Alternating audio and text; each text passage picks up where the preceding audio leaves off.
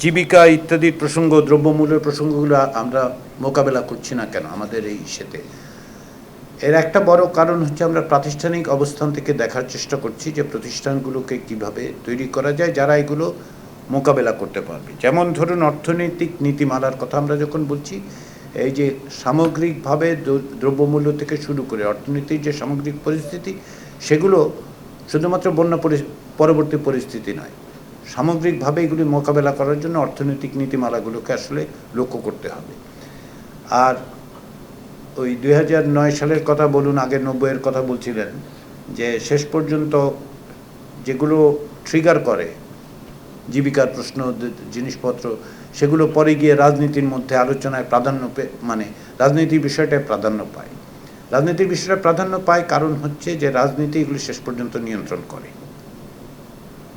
মানে রাজনৈতিক ফ্রেমওয়ার্কটা, রাজনৈতিক উদ্দেশ্যটাই আসলে এগুলো শেষ পর্যন্ত ডিটারমাইন করে। ব্যাংকিং সেক্টর লেখকগুলো আপনি দেখবেন আর কি গত 15 বছরে বা তারও আগে আপনি দেখবেন যে ব্যাংকিং সেক্টরের ক্ষেত্রে এগুলো তৈরি হয়েছে ব্যাংকের নিজস্ব দুর্বলতার কারণে নয়, কিন্তু ব্যাংকিংয়ের আইন থেকে শুরু করে সমস্ত কিছু বদল করা হয়েছে রাজনৈতিক বিবেচনায়।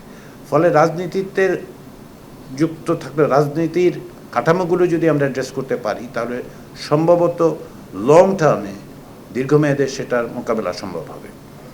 রাজনৈতিক দলগুলোর অংশগ্রহণ থাকবে কিনা?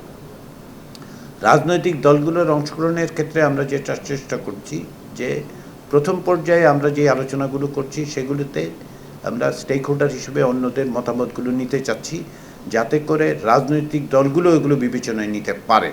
এটা কেবলমাত্র শুধু সরকারের জন্য নয়, বাংলাদেশে যে সমস্ত রাজনৈতিক দলগুলো আছে তাদের কাছেও এই জিনিসগুলো পৌঁছানো দরকার, যাতে করে তারা তাদের মতো করে এই জায়গার আলোচনাগুলোকে নিয়ে তাদের মতো করে মোকাবেলা করতে পারেন, তাদের মতো করে অ্যাড্রেস করতে পারেন।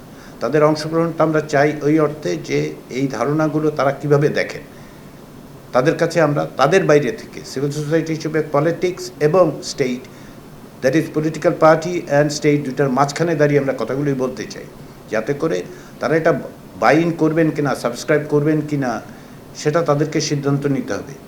চাপ বলুন, মানে একেবারে সহজ, আবদার বলুন, চাপ বলুন, অনুরোধ বলুন, যেভাবেই বলেন, হ্যাঁ, কাজটা আমরা মাঝখানে দাঁড়িয়ে করতে চাই দুই দিকের জন্যই।